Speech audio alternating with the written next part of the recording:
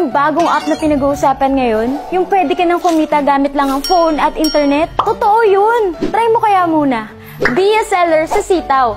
Sitaw is an e-commerce platform na pwede kang maging seller kahit wala kang products on hand. Bakit? Kasi dropshipping ang ginagawa dito. Low risk pa sa costing kasi hindi mo kailangan ng stockroom, warehouse, at malaking puhunan kasi kahit konting puhunan lang, pwede na. Dahil hindi mo rin naman kailangan bayaran agad lahat ng products na binibenta mo. Dahil babayaran mo lang yan kapag may nag-checkout na sa shop mo. O diba walang lugi?